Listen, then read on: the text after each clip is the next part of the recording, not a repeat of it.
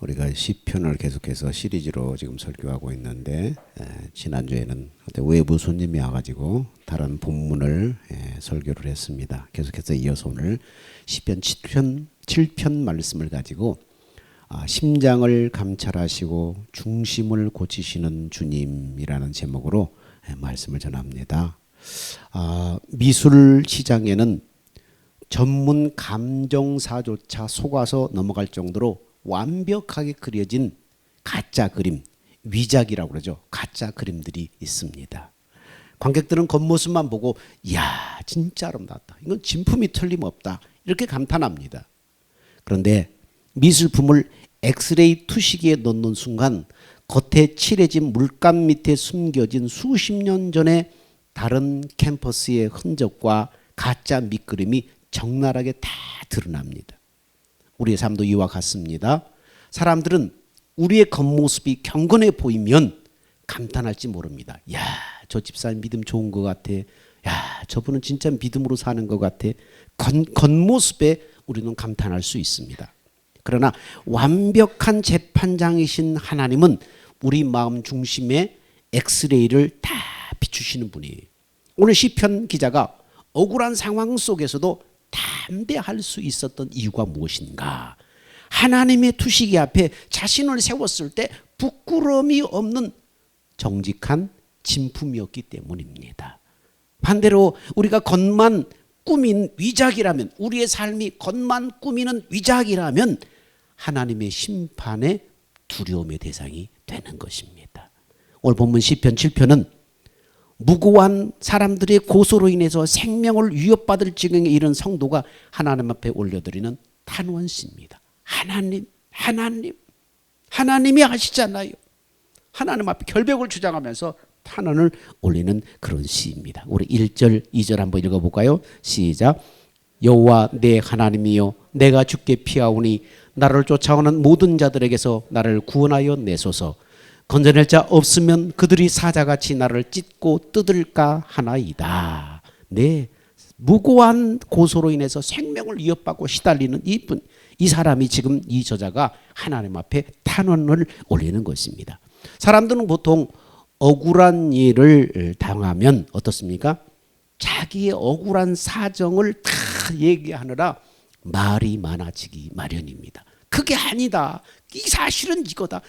강변합니다. 근데 오늘 시편 7편을 보니까 억울한 사정에 대한 어떤 설명도 나오지 않아요. 구차하게 변명하지 않아요. 오직 한 가지만 하나님 앞에 기도합니다. 자, 시편 3편부터 자 이렇게 말합니다. 시작.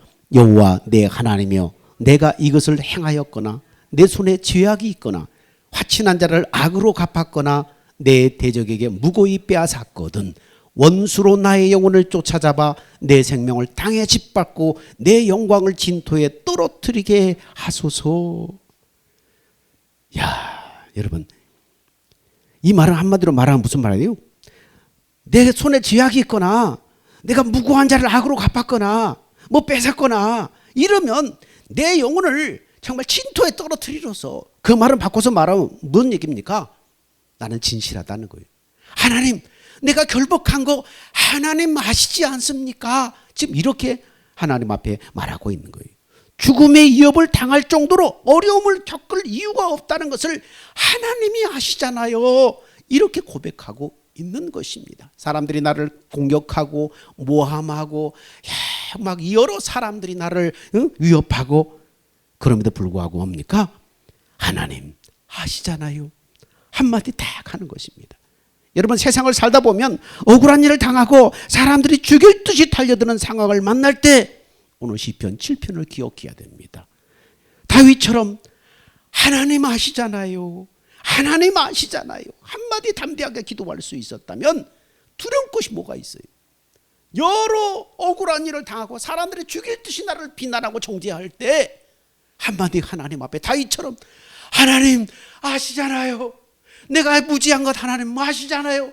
자기의 마음을 열어보이면서 이렇게 탄원할 수 있다면 두려워할 게 뭐예요? 억울할 때 하나님을 그래서 의지해야 됩니다.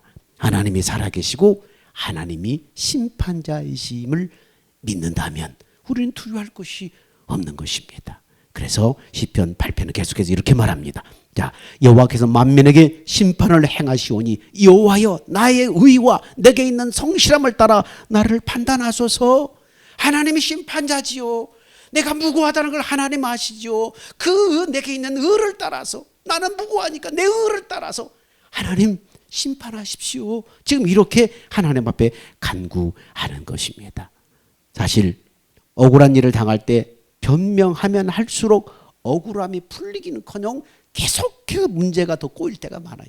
수많은 얘기를 막 항변하는데 오히려 저 사람 뭐가 있어서 저렇게 구차하게 변명하는 게 아닌가? 오히려 문제를 다 꼬이게 만들 수가 있어요. 필요하다면 우리가 법에 호소할 수도 있지만은 세상에 법정이 진실을 가려준다는 보장도 없어요.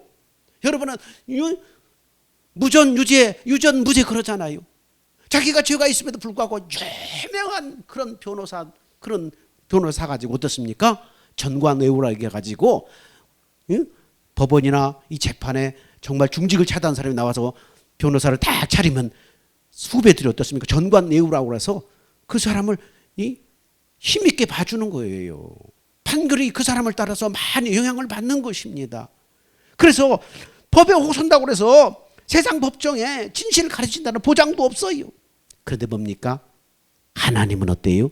하나님은 완벽한 심판자예요. 뇌물받고 구분 판결을 내리거나 힘에 의해서 영향을 받거나 그런 분은 아니에요. 하나님은 완벽한 재판장이십니다. 심판자입니다. 그 하나님을 진짜 믿으면 담대할 수 있어요. 그 하나님을 내가 진짜 믿으면 두려워하지 않을 수 있어요. 하나님이 재판장이신데, 하나님이 심판자인데, 하나님이 결국은 판결하실 거야. 하나님이 결국은 결판을 내실 거야.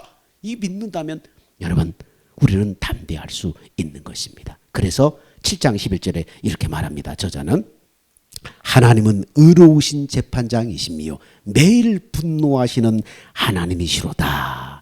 많은 사람이 하나님께서 죄에 대해서 분노하시고 결국은 심판하신다는 사실을 믿지 않아요.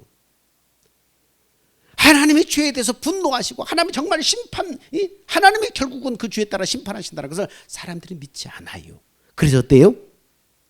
담대하죠. 하나님이 안 계신 것처럼 악을 행하는 거예요. 불의를 행하는 거예요. 왜 그럴까요? 하나님이 오래 참으시는 거예요. 저 사람한테 기회를 주시는 거예요. 아무리 악한 자라도 하나님이 계속해서 심판하시고 싶은 마음을 억누르시면서 참으시는 거예요. 기다리시는 거예요. 하루가 천년같이, 천년이 하루같이 하나님 인내하시면서 기회를 주시면서 기다리는 거예요. 근데 인생들은 어떻게 해요? 하나님이 어디 있냐? 하나님이 계시다면 이러겠느냐? 그러면서 하나님을 거역하고 하나님을 향해서 삿대질을 하고 내 주먹을 믿으라면서 그렇게 교만하게 행하는 거예요. 하나님은 어떤 분이 죄에 대해서 분노하시는 하나님이에요. 매일 분노하시는 하나님이에요. 하나님의 분노에 따라서 정말로 그때그때마다 하나님을 심판해버린다면 이 세상의 인류는 존재할 수 없어요. 하나님 앞에 남아있을 사람이 없어요. 그때그때 하나님이 다 판결을 해버리시고 재판을 하고 심판해버린다면 우리도 이 자리에 남아있을 사람은 하나도 없어요. 인간의 보기에, 우리가 보기에 저놈 정말 하나님이 한 대 쳐야 되는데 그런데도 어떻게 해요? 하나님을 참으시는. 그런데도 우리는 그 하나님을 알지 못하니까, 하나님의 자비와 긍휼을 알지 못하니까 막 교만하게 행하는 거예요. 하나님 앞에 방자하게 행하는 거예요. 근데 하나님은 지금 그 사람을 보면서 어떻게 해요? 매일 분노하시는 거예요. 매일 참으시는 거예요. 금방이라도 하나님이 심판해버리고 싶지만 참으시는 거예요. 왜요? 회개하라고. 네가 살아날 기회를 하나님께서 계속 누르시면서 주고 계시다는 사실을 알아야 됩니다. 그러다가 하나님의 분노하심을 무시하다가 나중에 큰일이 나는 것입니다. 회개할 기회를 줬는데도 계속해서 거부하고 방자에 행하면 나중에 큰일 나는 것입니다. 하나님은 정확하게 죄를 심판하십니다. 그러므로 죄 짓고 안전할 사람은 아무도 없어요. 그래서 하나님께서 어떻게 하신다고 그랬어요? 그 다음 절을 보니까 아주 무서운 말을 하고 있습니다. 시작. 다 같이 고개 들어서 읽어봅시다. 자, 효원이 정원이 다들 시작. 사람이 회개치 아니하면 저가 칼을 가르시며 그 화를 당기어 이미 예비하셨도다. 여러분, 계속 기회를 줬는데도 회개하지 않고 방자에 행하고 교만히 행하고 하나님을 멸시하고 계속 그러면 어떻게 해요? 하나님이 계속 분노하셔요. 그럼에도 불구하고 참으셔요. 기다리셔요. 근데 계속 회개하지 않으면 어떻게 해요? 하나님 뭐 하고 계시다고요? 칼을 가르시며. 칼을 뭐 하려고 알아요? 여러분, 부엌에서 칼을 뭐 하려고 그러죠? 요리하기 직전에 안 두니까 갈잖아요. 칼을 간다는 건 뭐예요? 그 다음에 칼을 들어서 그 칼을 사용하신다는 얘기잖아요. 얼마나 급박해요. 칼을 왜 갈아요? 그 칼을 들어서 이제 사용하시려고 그러는 거예요. 그 다음에 더 무서운 말이 써있죠. 그 다음에 뭐예요?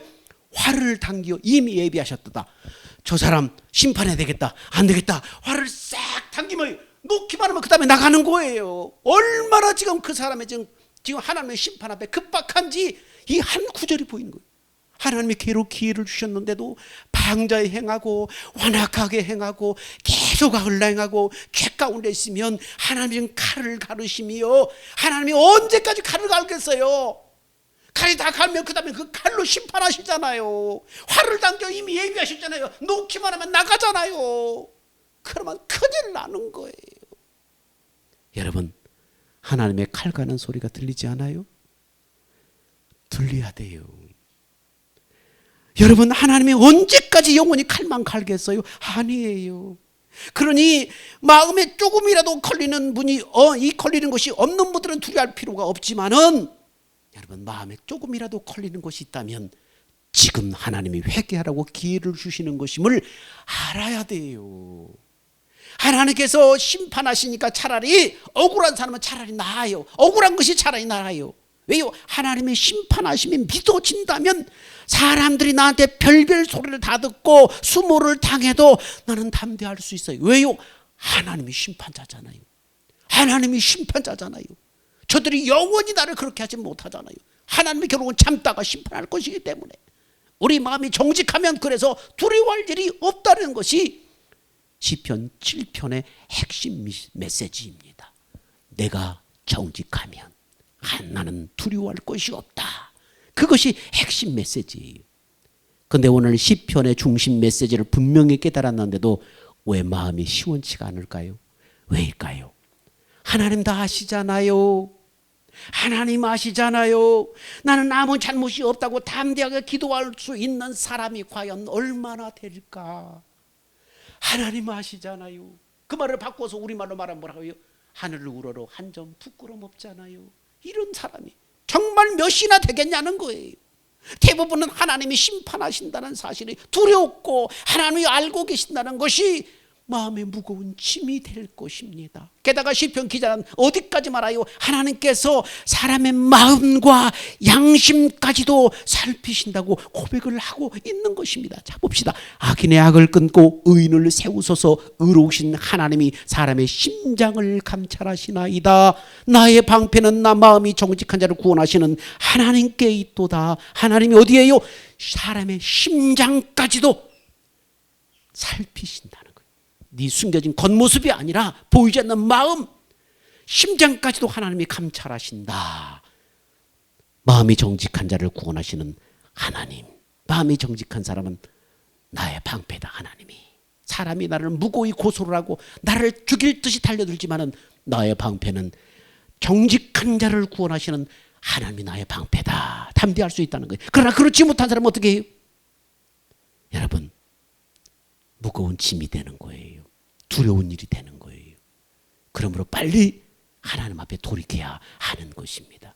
하나님은 마음이 정직한 자를 구원하신다고 했어요. 그렇지만 이 말씀대로 정말 마음조차도 아무런 문제가 없다고 말할 수 있는 사람이 과연 몇이나 되겠는가? 많은 그리스도인들이 말이나 행동이 잘못되지 않도록 바르게 살려고 사는 거, 그거 자체를 어려워합니다. 말이 실수하고 행동이 실수하고 정말 말과 행동이 잘못되지 않도록 사는 걸 정말 어려워해요. 마음은 생각지도 않아요. 이 말과 행동. 근데요, 마음으로 악한 생각을 하고 마음으로 미워하고 마음으로 짜증내고 온갖 공상을 하고 은밀한 죄도 마음으로 짓고, 그러나 그 사람은 정말 하나님을 모르는 거예요. 하나님은 우리 마음이 정직하지 않으면 결코 우리 편이 되어주지 않아요. 하나님께서 우리의 의를 하나님께 호소하려면 겉으로만 정직해서는 안 돼요. 마음이 정직해야 돼요. 마음 그 심장을 감찰하신 하나님 앞에 정직해야만 하나님이 내 편이 되어주시는 거예요. 하나님이 그 사람의 기도를 들어주시는 거예요. 우리 마음의 동기까지 살피시는 하나님은 우리가 비록 그런 말을 안 했고 그런 행동을 안 했더라도 마음에 잘못한 것이 있으면 우리의 잘못이라고 지적을 하시는 것입니다. 마음에 음욕을 품은 사람은 이미 간음했다. 그러는 거예요. 겉으로 안 나타나도 이미 마음에 음욕을 품으면 그 사람은 이미 간음했다. 마음으로 형제를 네가 미워한다면 너는 이미 살인하고 있다. 성경은 이렇게 말해요. 이게 하나님이 우리를 보시는 눈이에요.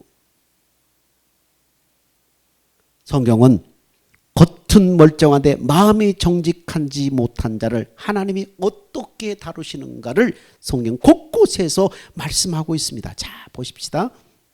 시작. 거짓 선지자들을 삼가라. 양의 옷을 입고 너에게 나오나 속에는 노략질하는 일이라. 여러분, 선지자가 겉모습이 얼마나 사람들에게 존경받는 모습이겠어요. 근데 하나님 뭐라고 그래요? 양의 옷을 입고 너에게 나오지만 속에는 노략질하는 일. 하나님 뭐 겉모습이 아니라 지금 속을 보고 있다는 거예요. 마음을 보고 있다는 거예요. 심장을 감찰한다는 거예요. 여러분, 서기관과 바리새인들이 얼마나 하나님 앞에 사람들 앞에 칭찬받고 의로웠어요. 자, 근데 그 사람들에 대해서 뭐라고 하냐 하면은, 자, 시작. 화 있을진저 외식하는 서기관들과 바리새인이여 회칠한 무덤 같으니 겉으로는 아름답게 보이나 그 안에는 죽은 사람의 뼈와 모든 더러운 것이 가득하도다. 하나님은 어디를 감찰하셔요? 속을 보는 거예요. 외모가 아니라, 물론 외모도 정직해야 되겠지만 하나님은 속까지도 보시는 거예요. 마음의 의도까지도 보시는 거예요. 당시 종교 지도자들이 하나님께, 예수님께서 당시 종교 지도자들에게 유독하게 엄격하게 하셨던 이유는 뭡니까? 그들의 이중적인 마음, 위선적인 마음, 외식적인 마음, 이것은 주님이 너무 역겨워하시는 거예요. 겉으로는 훌륭하고 하나님을 잘 믿는 사람 같은데 속은 말할 수 없이 더럽고 탐욕적이고 이기적이고 교만했어요. 이게 하나님이 가장 역겨워하는 유형의 사람이에요. 우리는 교양이 있어 보이고 믿음이 좋아 보이고 그렇게 겉으로 꾸미는 것에 신경을 많이 쓰지만 하나님은 우리의 중심이 어떤가, 우리의 생각이 어떤가, 그걸 보는 거예요. 그걸 보는 거예요. 사도 바울이 그렇게 조심하고 당부한 것도 뭡니까? 겉과 속이 다른 사람을 조심해라. 그렇게 말합니다. 이 사람들을 향해 사도 바울은 뭐라고 했냐면은, 자, 시작. 교회는 나가지만 자기들이 들은 것 가운데 어느 것 하나도 믿으려고 하지 않을 것입니다. 이런 자들을 가까이 하지 마십시오. 겉으로는 믿음 좋은 사람처럼 그러지만은 그거는 하나 그 말씀대로 살려고 하지 않는 사람들, 이런 사람들을 가까이 하지 마라. 겉모습만 보고 겉과 속이 다른 사람들, 이런 사람들을 가까이 하지 말아라. 사도 바울은 그렇게 경고하고 있습니다. 여러분, 많은 목사님들이 목회하면서 가장 다루기 어려운 사람들, 그런 사람들이 어떤 사람들인가? 이구동성으로 말하는 게 뭡니까? 마음이 정직하지 못한 사람이라는 거예요. 이런 사람은 대개 자기 스스로도 자기를 속여요. 자기 스스로도 착각하고 속는 거예요. 자신은 믿음이 좋다고 생각하는데 실상 그렇지 않은 거예요. 그러니까 자기도 믿음이 좋다고 자기도 자기한테 속는 거예요. 착각하는 거예요. 다윗이 여러분, 충신 우리아를 죽이고 그의 아내 밧세바를 취하는 엄청난 죄를 지었잖아요.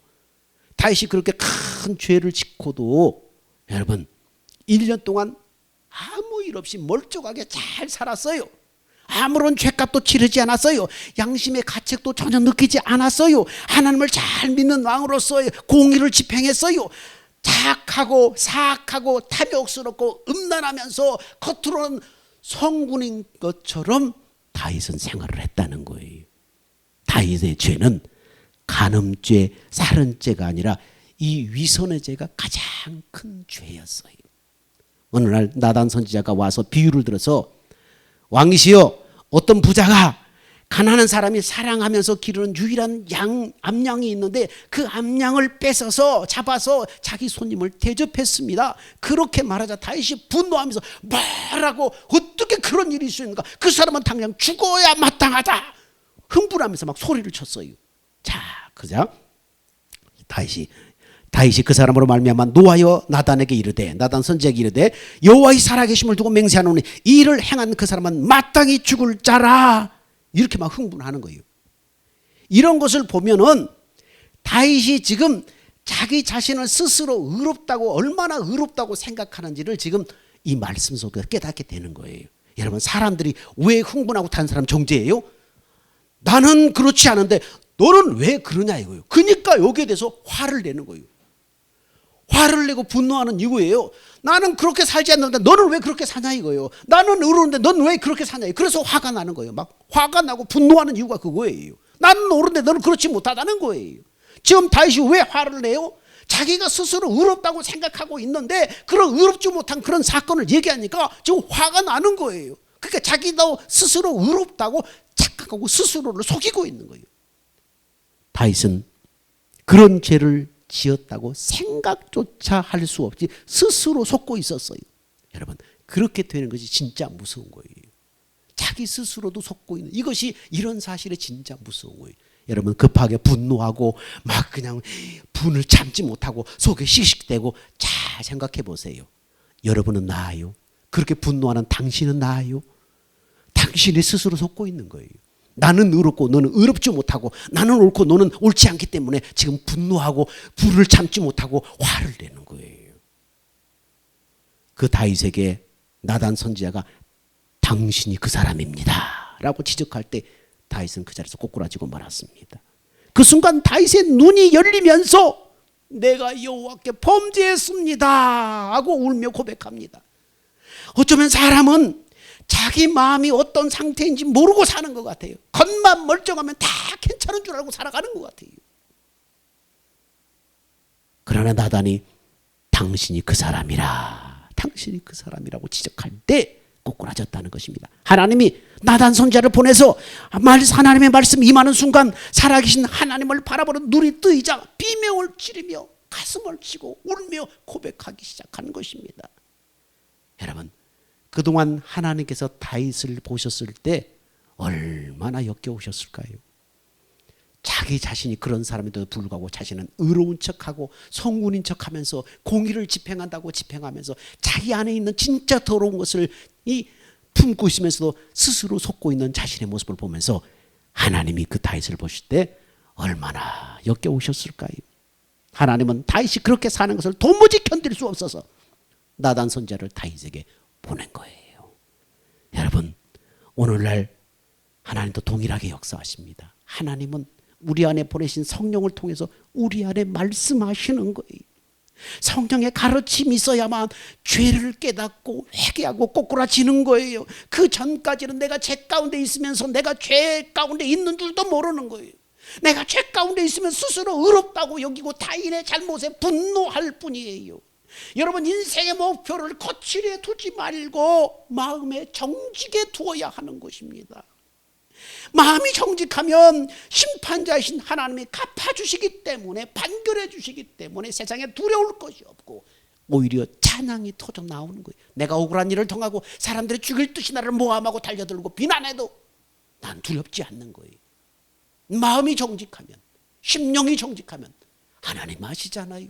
정직하면 하나님의 재판장이기 때문에 여러분 두려울 것이 없는 것입니다. 하지만 마음에 걸리는 것이 있다면 큰일 나는 거예요. 우리 주님은 우리 속을 다 보시는 거예요. 다 아시는 거예요. 빛이신 하나님 앞에 내가 1분만 서 있어 본다면 감춘 것, 숨기고 사는 것이 얼마나 두려운 줄 알게 됩니다. 하나님 앞에 더러운 거 다 없애고 살고 싶은 그런 마음이 불같이 일어날 것입니다. 여러분, 성도의 삶의 축복과 능력은 감추고 억누르는 것이 아니라 드러내고 나타나는 데 있습니다. 여기에 진짜 삶의 축복과 능력이 나타나는 거예요. 그런데 세상 사람들은 성리는 어떻습니까? 대부분 억누르는 데 있어요. 내 속에 미운 마음이 있는데 그것을 억누르고 웃었으면 네가 이겼다고 생각하는 거예요. 싫어도 악수 한번 했으면 잘했다고 생각하는 거예요. 성질 올라고 교만이 일어나는데 그것을 누리고 고개를 다 숙으면 사람들은 겸손해졌다고 말합니다. 억누르는 것이 사람들에게 세상 사람들은 승리하는 것이라고 말합니다. 공자도 수신을 가르쳤죠. 수신제가 치국평천하라고 그러죠. 자기 자신을 대고 자기 집안을 다스리고 나라를 다스리고 천하를 다스린다. 자기 자신을 다루는 사람, 자기 자신을 계속해서 수양하고 억제하는 거, 그래야 나중에 군자가 된다는 게 이 공자가 가르치는 거잖아요. 그런데 안타깝게 그리스도인이면서 이런 식으로 사는 성도들이 많다는 거예요. 우리가 이렇게 신앙생활을 한다면 예수 믿는 것이 힘들고 기쁨이 없어요. 나중에는 병이 생겨요. 이런 신앙생활을 뭐라고 그래요? 율법적인 신앙생활이라고 해요. 막 억누르면서 막 그냥 아닌 것처럼 하면서. 이런 율법적 신앙생활은 겉으로는 경건의 모양은 있지만 믿음 좋은 사람 것 같지만은 실제로는 아무런 경건의 능력이 없다는 거예요. 왜요? 진짜 예수를 믿는 게 아니니까, 믿는 척하는 거니까 능력은 없다는 거예요. 정말로 예수를 믿으면 마음을 억누르지 않아도 주님 앞에 다 드러나요. 주님이 내 마음의 왕이기 때문에 마음을 열면 주님이 오셔서 내 마음을 다 정리해 주셔요. 바쁘다 피곤하다 집안 치우는 일을 미루다가 여러분 언제 그 집안을 치우게 됩니까? 아유 바빠서 집안 치울 시간도 없는데, 정리할 시간도 없는데, 막 여기저기 빨래 늘어놓고 막 정리도 안 되고, 그러다가 언제 밤을 새워서라도 기어이 정리해요? 언제요? 그 다음날 목사님이 신방 온다고 하면 그대로 놔두겠어요? 밤을 새워서라도 다 치우게 되지 않겠어요? 여러분, 주님을 마음에 모시면은 그렇게 정리가 되는 거예요. 진짜 주님을 마음에 모시면은 그렇게 되는 거예요. 주님을 모셨는데 주님 앞에 내 이 더러운 모습 어떻게 해요? 정리해야 되잖아요. 마음을 공개할 수 없다면 주님을 지금 온전히 모셔드리지 않는 상태인 거예요. 결국 우리 마음이 정직한 사람이 되는 것은 주님이 하시는 일이에요. 주님이 오셔야만, 진짜 주님을 내 마음의 주인으로 모셔야만 내 마음이 정리가 되는 거예요. 내 마음이 정직하게 되는 거예요. 삭개오는 마음이 얼어붙은 사람이었어요. 그는 불이하게 돈을 많이 벌었습니다. 근데 그것 때문에 괴로워하지도 않았어요. 자신이 하는 일에 대해서 당당했어요. 오히려 더 악독하고 가혹하게 사람들에게 막 행했어요. 양심이 살아있다면 견디지 못했을 텐데 그는 자신의 잘못을 전혀 깨닫지 못했어요. 근데 그가 변한 거예요. 어떻게 변했어요? 자, 그런 삭개오가 어떻게 변했을까요? 자, 시작. 삭개오가 서서 주께 여짜오되 주여 보시옵소서, 내 소유의 절반을 가난한 자들에게 주겠사오며 만일 누구의 것을 속여 빼앗은 일이 있으면 내 갑절이나 갚겠나이다. 누가 삭개오에게 이렇게 하라고 말한 적이 있는가? 없어요. 예수님도 삭개오 악행에 대해서는 한마디 말씀도 하지 않았어요. 그러면 무엇이 삭개오로 하여금 자신의 죄를 깨닫게 했을까요? 예수님이 오셔서 예수님을 그의 집에 모시고 난 다음에 삭개오의 양심이 살아나고 그 영이 깨어나서 죄가 죄인 줄 알고 더러운 게 더러운 줄 알게 된 것입니다. 깨끗이 마음이 정리된 거예요. 삭개오야 내려오너라. 뽕나무 위에 있던 삭개오야 내려오너라. 오늘 내가 네 집에 유하여 하겠다. 예수님을 자기 집에 모셔드린 다음에 양심이 깨어나고 영이 깨어나고 죄가 죄인 줄 알고 더러운 게 더러운 줄 알게 된 것입니다. 그래서 하나님 주님 앞에 깨끗하게 정리된 거예요. 주여, 내가 소유의 절반을 가난한 자들에게 죽였으며 누구를 속여 빼앗았으면 내 갑절이나 갚겠습니다. 율법이 말한 대로 그대로 다 갚겠습니다. 주님을 정말로 우리 마음에 모셨으면은, 그래서 늘 주님을 의식하고 주님을 바라보게 되면 우리도 삭개오와 같은 일이 우리 삶 속에 일어나는 거예요. 삶이 깨끗하게 정리가 되는 거예요. 내 마음에 이 방이 집이 정리가 되는 거예요. 주님을 의식하고 주님을 바라보게 되면, 주님을 의식하고 주님을 바라보게 되면, 다시 말해서 주님을 내 마음에 정말 구주로, 나의 주인으로, 나의 왕으로 내 안에 내 집에 모셔드리면은 정리가 되는 거예요. 마음이 정직하게 정리가 되는 거예요. 어떤 목사님의 간증입니다. 예수님을 영접한 후에 겉으로는 모범적이었지만 마음에 더러운 죄, 욕심, 교만, 이기심, 정욕, 음란 등 여러 가지 마음에 더러운 죄 때문에 과연 내가 거듭났는가, 극심한 좌절과 애통함으로 울었던 목사님이 계셨습니다. 요한에서 5장 18절에 하나님께로부터 난 자마다 다 범죄하지 않은 줄 우리가 아노라 보면서, 그렇다면 나는 내 안에 이렇게 더러운 지가 가득한데 나는 거듭나지 않았는가? 나는 하나님 앞에 나지 않았는가? 그러면서 자기가 이렇게 경건한 척 살아가는 것이 정말 사기꾼 같다는 생각이 들 정도로 자기는 절망에 빠져 있습니다. 1997년 5월 어느 일기장에 그분이 깊은 좌절 속에서 믿음으로 승리한 고백의 흔적을 거기다 적어놨었는데 세월이 흘러서 거기에 그렇게 되어 있습니다. 오늘은 기쁜 좌절의 날이다. 또 죄에 넘어졌다. 나는 언제나 하나님 앞에서 마음이 정결함을 얻고 승리할 수 있을까? 정결함을 얻는 것이 노력으로 되는 것이 아니라 믿음으로 된다는 말씀을 의지해 본다. 너무나 뻔뻔하지만 믿음으로 고백한다. 예수 그리스도가 나의 정결함이다. 나는 죽고 예수님은 내 안에 사신다. 나는 실패하지만 예수 안에서 승리한다. 이렇게 고백하니 나의 마음은 슬프고 낙심스럽지만 내 영은 승리를 노래한다. 사단아 물러가라. 지금도 예수님은 나의 왕이시다. 나의 육신과 사단은 내가 더 이상 가망이 없다고 계속해서 말한다. 그러나 나의 믿음은 나에게 여전히 예수 안에서 승리를 고백하라고 말한다. 이렇게 일기장에 그분이 써놨습니다. 그때 나는 십자가의 보목을 분명히 알고 믿었다. 근데 내 마음속에 죄는 해결되지 않았다. 근데 진리는 나는 죽고 내 안에 생명 대신 예수로 산다고 고백하면서 다시 일어난 것이다. 이제 깨닫는다. 그 당시 그토록 몸부림쳤지만 계속해서 죄에 넘어졌던 이유는 예수님이 정말 내 안에 계시다는 것을 깨달았을 뿐 예수님을 항상 의식하고 바라보는 믿음을 가지고 있지 못했기 때문이다. 이렇게 기록하고 있어요. 그래서 히브리서는 뭐라고 써요? 12장 1절 3절에 믿음의 주요 온전케 하시는 예수를 바라보자. 예수를 바라보자. 그분이 나를 성전 삼아 내 안에 오셨잖아요. 그분을 의식하고 그분을 바라보라는 거예요. 그분의 이름을 부르라는 거예요. 그분을 마음에 진짜 내 마음의 주인으로 모셔드리라는 거예요. 그러면서 계속해서 그분은 말합니다. 그런데 지금은 달라졌다. 예수님을 바라보는 눈이 뜨기 시작하면서 예수님이 정말 나와 함께 하심이 믿어지고 죄의 생각은 끊임없이 여전히 일어나지만 마음의 죄가 자리 잡지 못하는 삶을 누리고 있다. 이렇게 고백을 했습니다.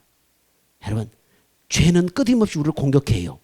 그렇지만 그 죄가 마음에 자리 잡지 못하도록 하는 것은 우리가 알 수 있어요. 그 예수 믿는 믿음의 삶이에요. 예수를 바라보는 눈이 뜨이면은 주님이 정말 나와 함께 하시는구나 믿어지는 거예요. 여러분, 예수를 정말로 내 마음의 구주로 받아들이고 예수를 의식하고 예수를 바라보는 삶을 살면은 내 마음에 주님이 오셔서 내 마음을 정리해 주시는 거예요. 항상 예수를 의식하고 바라보며 살게 되니까 악한 자가 나를 만지지도 못한다는 요한일서 5장 18절의 말씀이 무슨 의미인지 깨닫게 되었다. 이분이 이렇게 고백을 하고 있어요. 주님이 나를 지키시며 악한 자가 나를 만지지도 못한다. 생각은 할 수 있어요. 근데 생각이 자리 잡지 못하도록 하는 거예요. 만지지도 못하게 하는 거예요. 이렇게 할 수 있는 거예요. 어떻게 하니까요?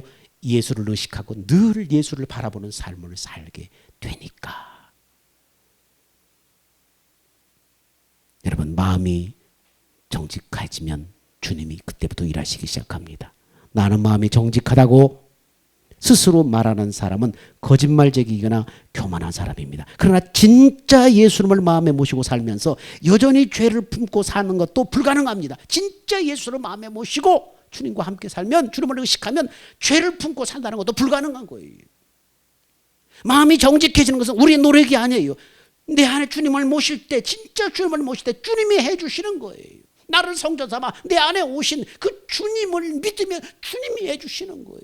삭개오가 예수님을 집안에 모셔드렸을 때 그가 죄를 죄로 깨닫고 더러운 것을 더러운 것으로 깨닫고 영의 눈이 열려서 그의 삶이 변했던 것처럼 그렇게 되는 것입니다. 우리가 복음을 믿고 예수님의 마음의 구하심을 믿으며 주님을 의식하고 바라보는 삶을 살면 스스로도 놀라게 돼요. 마음이 정직해지면 주님이 함께 하심이 너무나 분명하기 때문에 세상이 바뀐 것처럼 그렇게 보이고 담대해져요. 두려워하지 않아요. 사람이 두려워하지 않아요. 권세가 두려워하지 않아요. 무엇도 두렵지 않게 됩니다. 사랑하는 여러분, 주님 안에서 이 엄청난 놀라운 은혜가 여러분의 심령 속에 임하기를 축원합니다. 기도합니다. 하나님 아버지, 세상이 나를 오해하고 짓밟을 때에도 주님은 내 마음을 아십니다. 고백할 수 있는 그 정직함과 담대함을 우리에게 허락하여 주옵소서. 겉모습만 꾸미는 위선의 죄를 십자가 앞에 내려놓게 하시고 내 안에 오신 예수 그리스도를 항상 바라봄으로 속사람까지 정결해지는 은혜를 누리게 하여 주옵소서. 우리의 노력이 아니라 주님의 통치 아래 들어갈 때 세상에 감당할 수 없는 하늘의 평안과 기쁨으로 승리하는 성도들이 되게 하여 주옵소서. 예수님의 이름으로 기도합니다. 아멘. 다 기립합시다. 주님 다시 오실 때까지.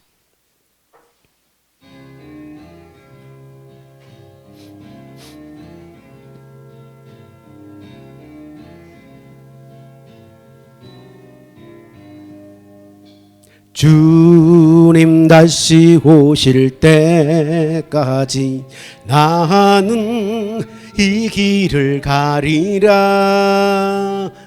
좁은 문 좁은 길 나의 십자가 지고 나의 가는 이 길 끝에서 나는 주님을 보리라. 영광의 내 주님 나를 맞아주시리. 주님 다시 오실 때까지 나는 일어나 달려가리라. 주의 영광 온 땅 덮을 때 나는 일어나 노래하래. 내 사모하는 주님 온 세상 구주시라. 내 사모하는 주님 영광의 왕이시라. 주님 다시 오실 때까지 나는 이 길을 가리라. 좁은 문 좁은 길 나의 십자가 지고 나의 가는 이 길 끝에서 나는 주님을 보리라. 영광의 내 주님 나를 맞아주시리. 주님 다시 오실 때까지 나는 일어나 달려가리라. 주의 영광 온 땅 덮을 때 나는 일어나 노래하래. 내 사모하는 주님 온 세상 구주시라. 내 사모하는 주님 영광의 왕이시라. 내 사모하는 주님 온 세상 구주시라. 내 사모하는 주님 영광의 왕이시라.